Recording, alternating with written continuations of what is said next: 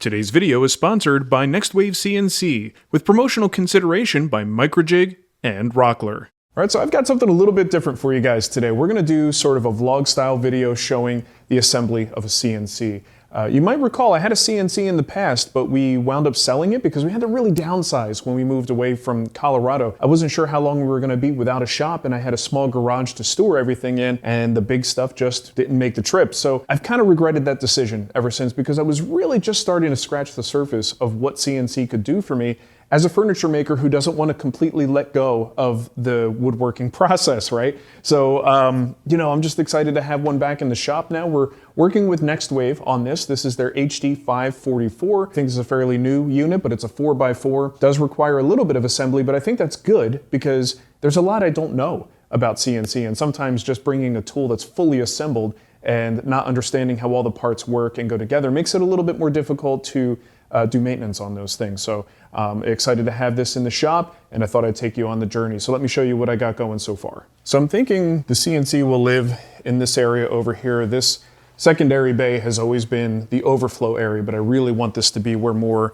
of our, sort of makerspace type stuff goes. We'll have our laser in here. We'll also have the 3D printers in here. And then this spot right there, I think is good for a 4x4 CNC. Now, of course, we have to have a place to put this CNC, so my normal instinct would be to build something, but the problem is, especially with that space, I don't know what my needs are gonna be in the future, not just for this CNC, but other tables that we wanna have in that space. So I really want something that's flexible and modular, possibly portable. So if I build something, I feel like that's just gonna paint me into a corner on a design.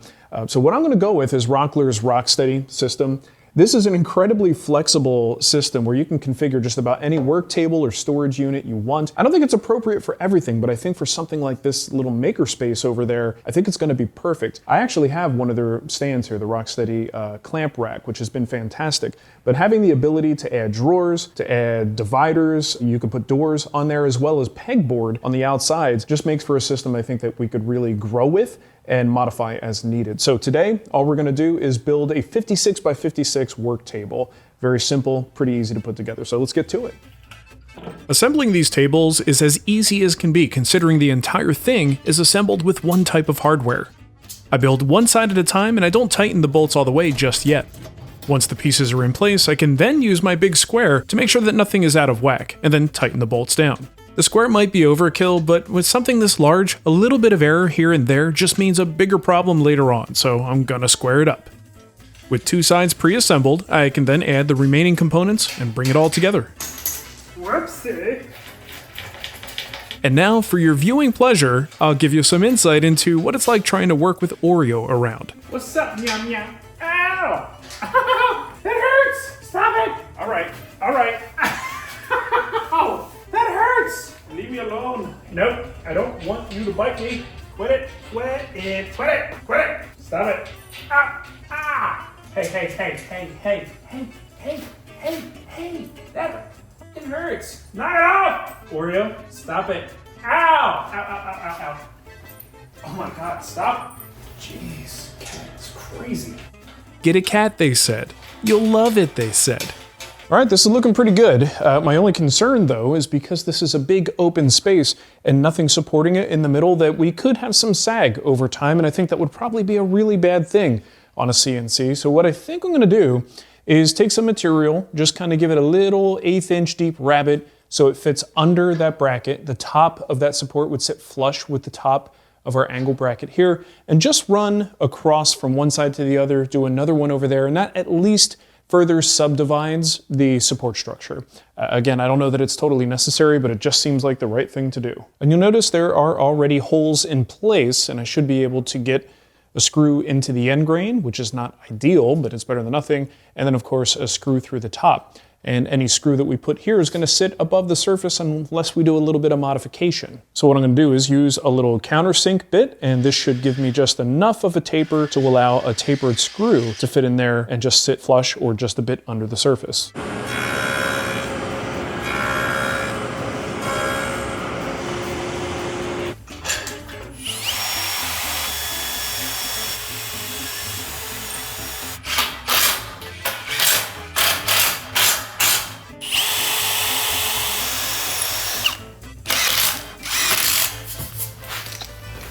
All right, so it's time for a little field trip. I gotta go get some sheet goods. So I'm gonna do 2 layers of plywood for the top, the main CNC support surface, and then probably a sheet of MDF, and I'm gonna use that as the spoil board and work holding surface. So, all right, let's go.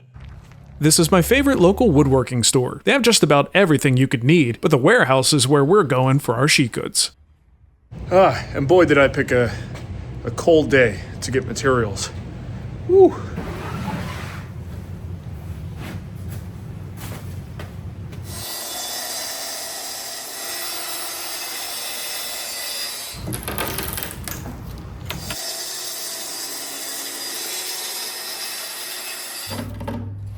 My double plywood top is actually going to be 68 inches square, and plywood only comes 4 foot wide, so we're going to need to do a little domino-assisted butt joint. I really want this top to be as flat as possible, so the dominoes are pretty helpful for keeping the surfaces aligned.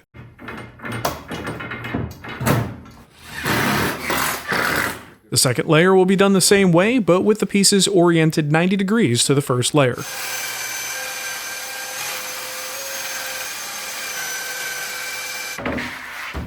Now, the other body here is my friend Jason, and for some reason I turn my brain off when he's around. Man, I need to just leave. I do make stupid mistakes when you're here.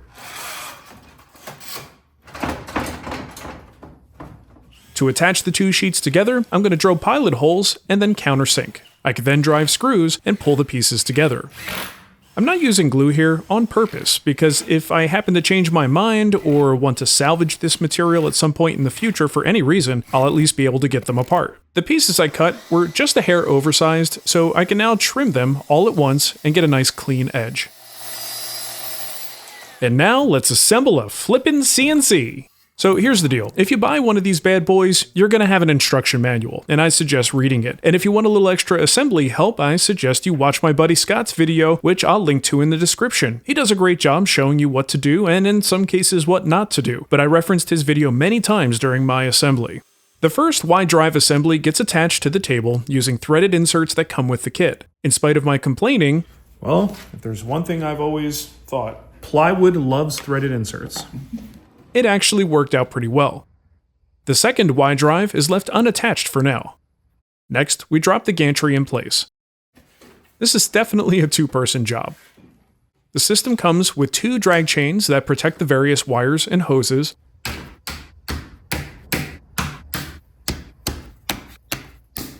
One is attached along the gantry and the other is attached along the Y-drive. Now the next thing I need to do is to connect the control box, and I want that control box to be on the bottom shelf. The problem is I kind of painted myself into a corner here. I really should have put this bottom shelf in place first, because the holes to secure that in place, they're underneath. And it's obviously a lot harder to, get something this large inside this area here. So I don't know for sure exactly what I'm going to do for now. I just have a piece of ply that's resting on the 2 rails, and I might just clamp it in place for the time being, because I do need to give this place a home. And I guess I'll figure that out later. I'm a big dummy sometimes.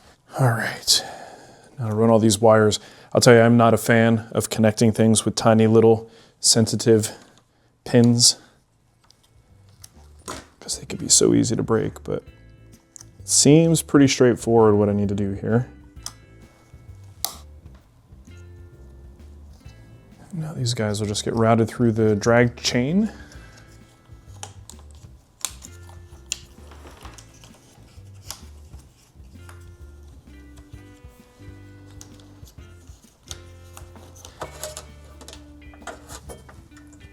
It's nice that things are pretty well labeled here, so it's kind of hard to mess it up.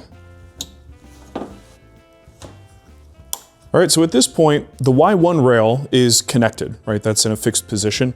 Y2 has not been connected at all. It is still sitting, just kind of loose on the table. So what we're gonna do is fire this guy up, jog it forward and back, and what that should do with the gantry being a fixed distance, it should help set Y2 in its ultimate position, which will line everything up and hopefully just kind of get us pretty dang close to square. So let's see what happens. And I haven't mounted the pendant yet. I don't think I need to just to get this done. Oh, look, it's a fish coming at you. All right, so let's jog it forward and back.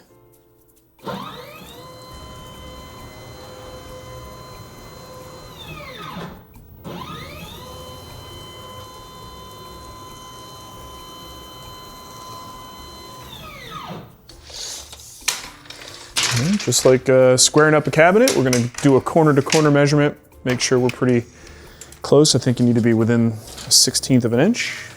It's looking good. The instructions call for removing the gantry and the Y2 drive so that you can install threaded inserts just like the Y1 drive. Well, my helper is gone, and I don't feel like attempting that by myself, so I'll just use screws for some good enough points.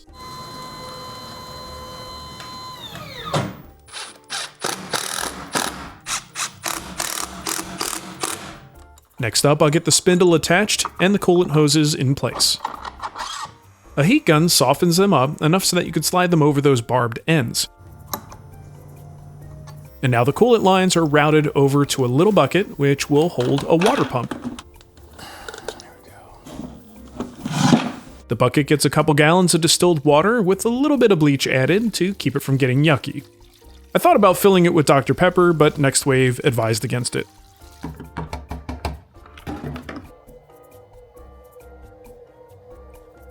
The pendant now mounts on this little swing arm, which is pretty sweet.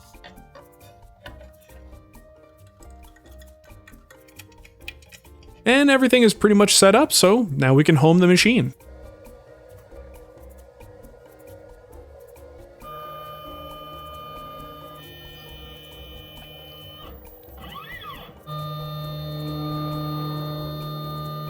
Yeah, this is thrilling to watch. I'm so glad I'm recording it.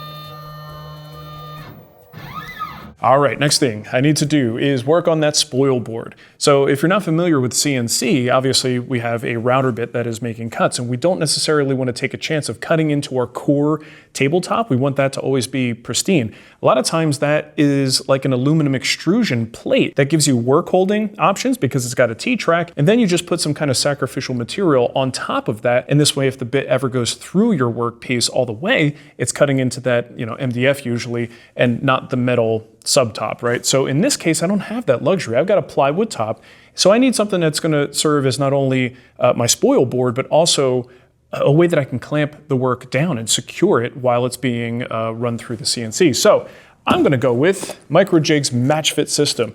This is particularly appealing to me because I already have a lot of match fit components in the shop. I did a video with them recently on a mortising jig that came out really well, and this kit has a bunch of components in here for work holding, and my favorite thing about them, they're plastic. They're sacrificial. So if you run a bit into it, it's not going to destroy the bit, it will destroy the clamp, and you could just replace that fairly inexpensively. And I also have, of course, all the hardware, the bits, and everything that I would need to have a successful clamping solution at the CNC. So that's what we're going to go with. Of course, before I even open this box, it starts with the MDF. I got to cut that to size.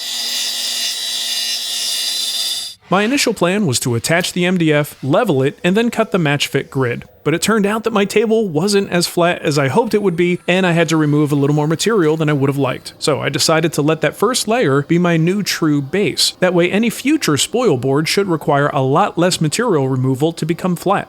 And during the flattening, I also noticed a cutting pattern that indicated that the spindle needs some tramming. In other words, it's currently sitting at a very slight angle. I used a couple of sheets of aluminum foil as shims to adjust out the error. I'm sure there are much better and more sophisticated ways to do this, but good enough. Alright, so now I'll draw a 4-inch grid on the new piece of MDF so that I know approximately where my cuts will be. This is going to be super helpful for making sure that I don't place screws in areas that are in the path of the bit.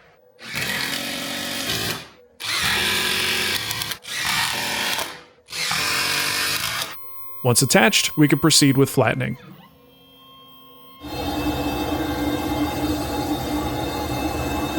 To make the grid, I start with a 1/4-inch bit that essentially hogs out the bulk of the material.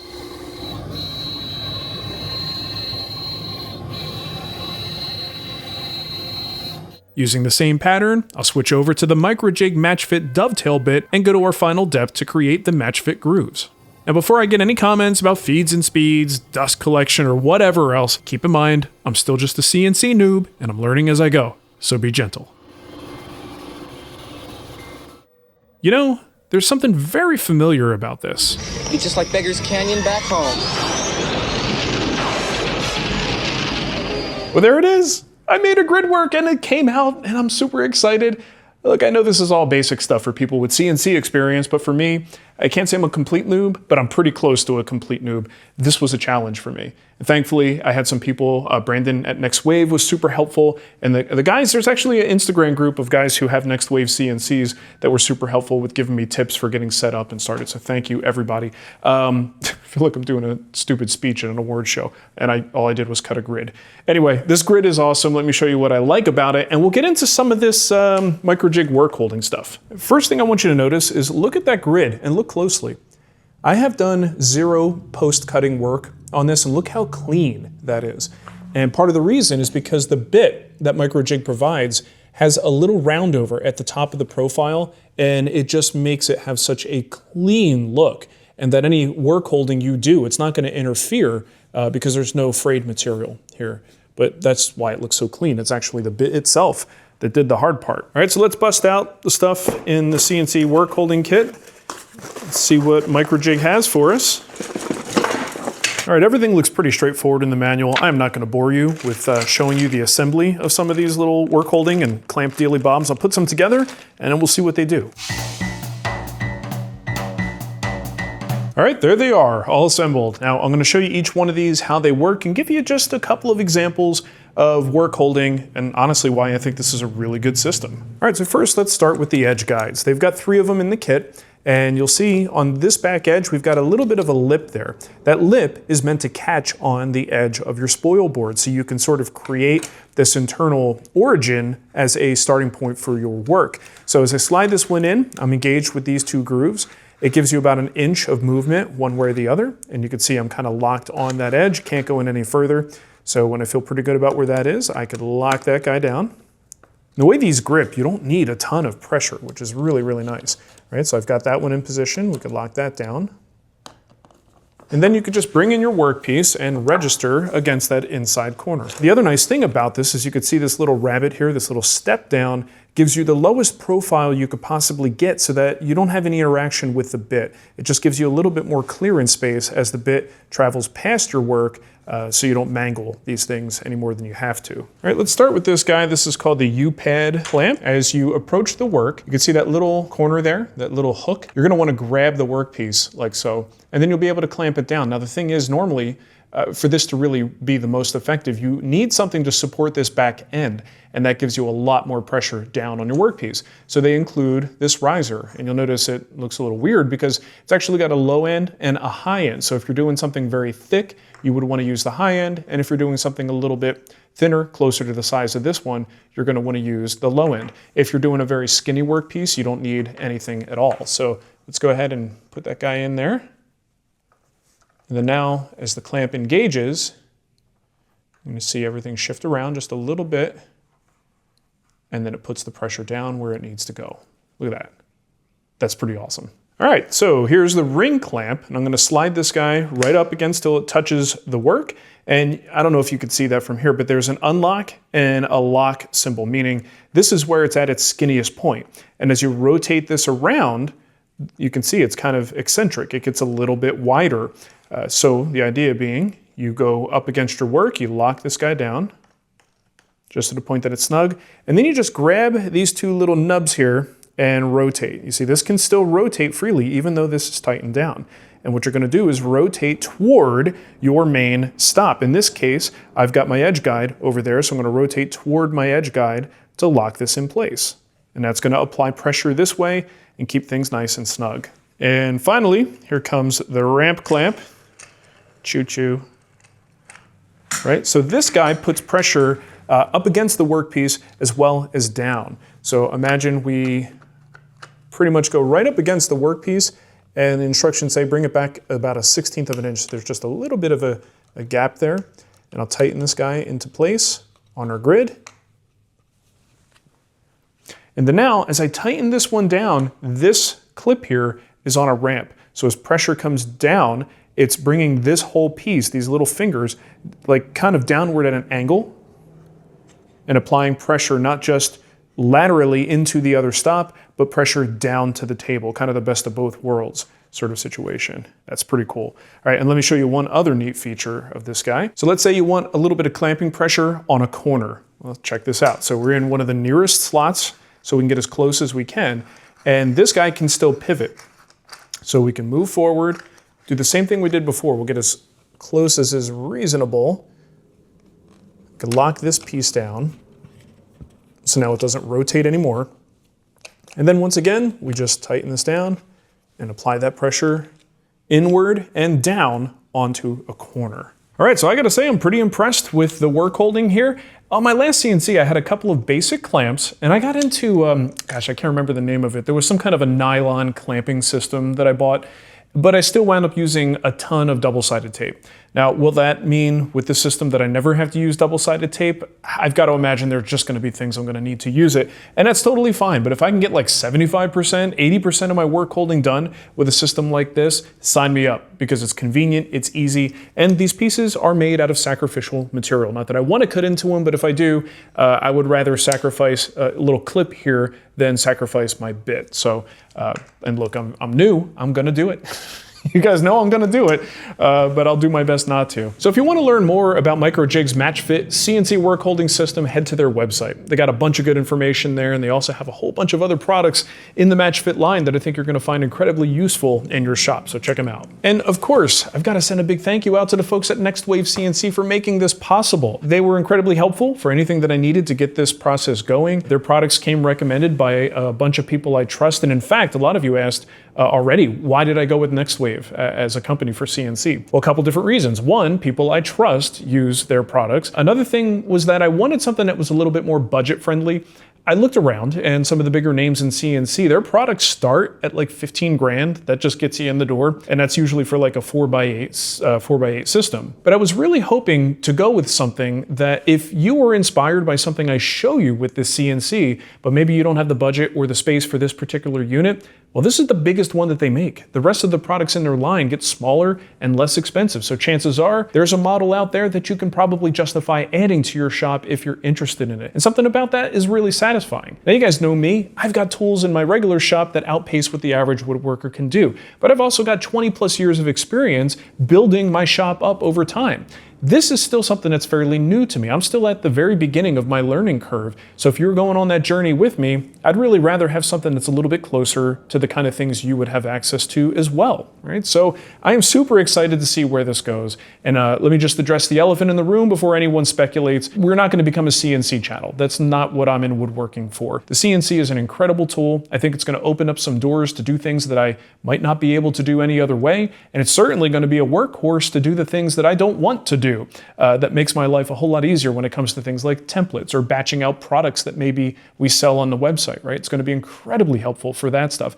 But by no means is it going to replace me. Woodworking is something that I have a very intimate relationship with, and I want to continue to have that with hand tools and fine joinery and all the things that I've always done. So look, I had a CNC in the past and it didn't completely change the direction of where I went. I don't expect this one to either, but I would expect to see this periodically as I just show you what's going on in the shop. And especially if you follow me on social media, you'll see it. So anyway, thank you guys for watching. Thanks to MicroJig, thanks to Nextwave, and wish me luck, because boy, do I have a learning curve from here. Oh man, but I'm excited. Pause. All righty. Okay. Oh, come back.